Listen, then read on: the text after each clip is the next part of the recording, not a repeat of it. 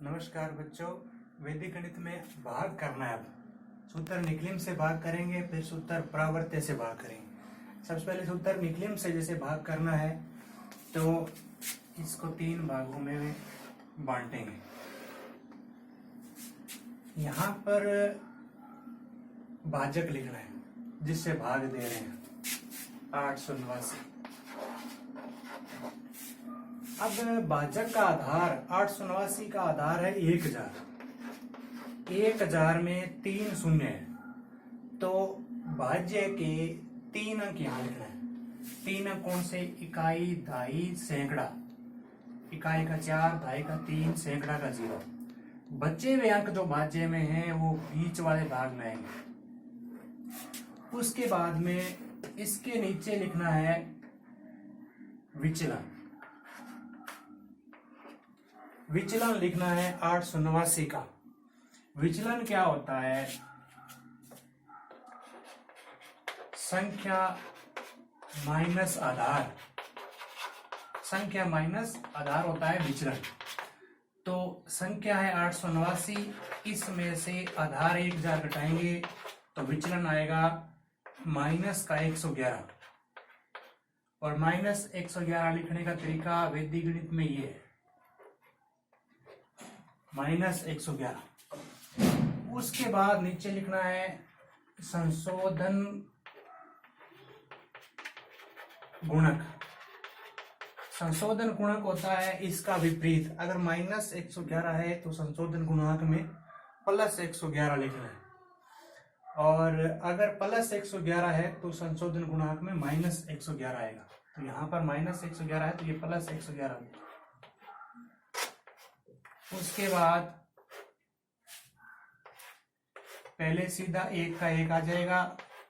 अब 1 को इस संशोधन गुणांक से गुणा करना है और आगे लिखना है। 1 को 111 से गुणा करेंगे 111। उसके बाद 1 और 1 2। 2 को 111 से गुणा करेंगे, फिर वही 111 को 2 से गुणा करेंगे 222। तो पहले यहां से लिखना शुरू किया, अब यहां से लिखना शुरू करेंगे 222। फिर 1 और 1 2 और 2 4। 4 को फिर 111 से गुणा करेंगे। 111 को 4 से गुणा करेंगे 444। पहले यहां से लिखना शुरू किया, फिर यहां से, फिर यहां से, लास्ट में यहां तक आ जाएगा। अब इधर इसको जोड़ देंगे।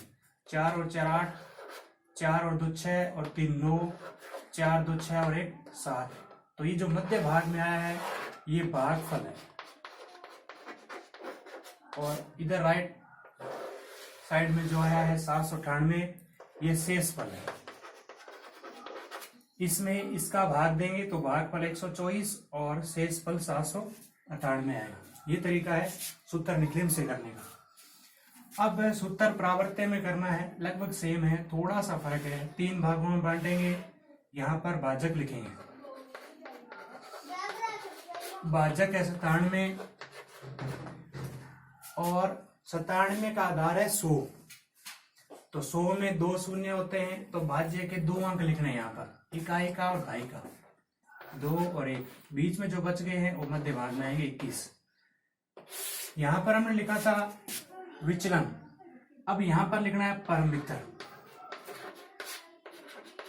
97 का परम मित्र लिखना है। परम मित्र क्या होता है?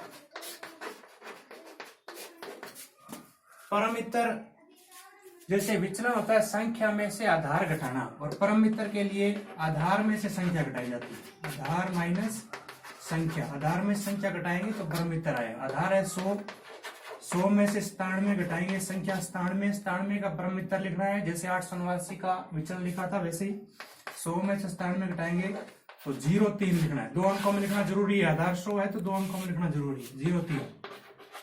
अब उसी तरीके से पहले 2 का 2 आ जाएगा। 2 को 03 से गुणा करना है। 2 को 03 से गुणा करेंगे तो 06 लिखना है। यहाँ 1 के नीचे 0, आगे 1 के नीचे 6। फिर 1 और 0 1, 1 को 03 से गुणा करेंगे 03, 3 और 2 5, 6 और 1 7। तो ये आ गया भागफल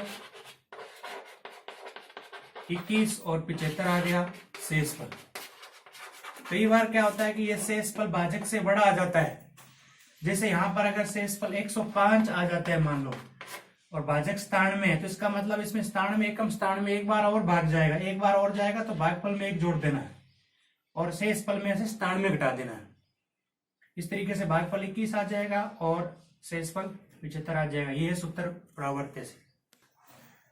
अब सूत्र दवजांक से भाग करेंगे। तीसरा तरीका है भाग का।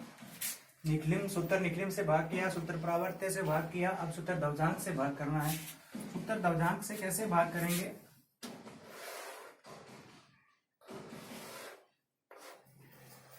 यहां लिखना है आपको दवजांक।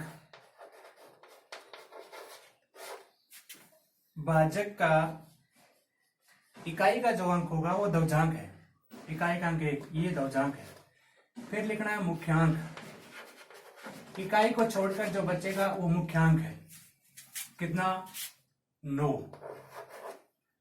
दवजांक 1 हो गया, मुख्यांक 9 हो गया। अब दवजांक में एक अंक लिखेंगे हमेशा, इकाई का अंक, बाकी मुख्यांक में लिखेंगे। एक अंक लिखेंगे जब भी तो भाज्य का इकाई का अंक 1 यहां पर आएगा 5, बाकी मध्य भाग में आएंगे 1 2 3 4। अब नीचे लिखते जाएंगे। करना क्या है? तो सबसे पहले अपने पास 1 है, 1 में 9 का भाग नहीं दे सकते तो किस में देंगे? 12 में 9 का भाग देंगे। 12 में 9 का भाग, मुख्यांक का भाग लगे हमेशा, तो 12 में 9 का भाग देंगे तो भागफल अपने पास आएगा। 12 में 9 का भाग देंगे, 9 एकम 9, तो भागफल आएगा 1 और शेष फल आएगा। 12 में 9 का भाग देंगे तो भागफल 9 एकम 9 और शेष फल आएगा 3। ये जो भागफल का है वो नीचे भागफल वाले कॉलम में लिखना 1, और जो शेष फल आया है वो इसे 12 में 9 का भाग दिया है तो 3 से पहले लिखना है शेष फल, ये 3। तो अब अपने पास नया भाज्य हो गया, 3 3 33। और अब जो वापिस मुख्यांक का भाग लगाना है वापिस, और वो नए भाज्य में नहीं लगाना, उसके लिए संशोधित भाज्य लिखना है। संशोधित भाज्य कैसे निकालते हैं? नए भाज्य में से भागफल के अंक को दवजांक से गुणा करके घटाना है।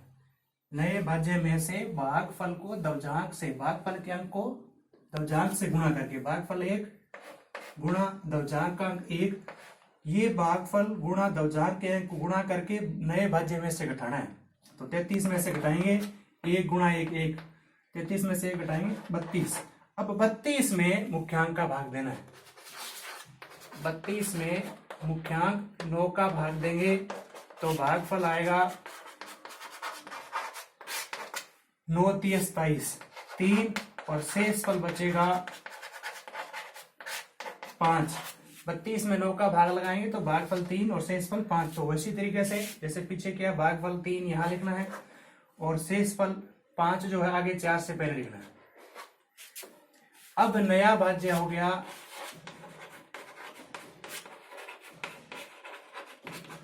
अब नया भाज्य हो गया 5 4 54। अब आपको संशोधित भाज्य निकालना है। संशोधित भाज्य कैसे? वही तरीका, 54 में से भागफल का अंक लास्ट वाला 13 नहीं सिर्फ 3, भागफल का अंतिम अंक 3 गुणा दवजांक, भागफल का अंतिम अंक गुणा दवजांक, 3 को 1 से गुणा करके नए भाज्य में से घटाना है। तो 54 में से 3 एकम 3 घटाएंगे, 54 में से 3 घटाएंगे 51। अब संशोधित भाज्य 51 हो गया। अब हम 51 में 9 का भाग देंगे, वही मुख्यांक का। तो 51 में 9 का भाग देंगे तो 9 5 45, भागफल आएगा 5, 9 5 45, भागफल आएगा 5 और शेष फल आएगा 51 में से 45 जाएगा 6।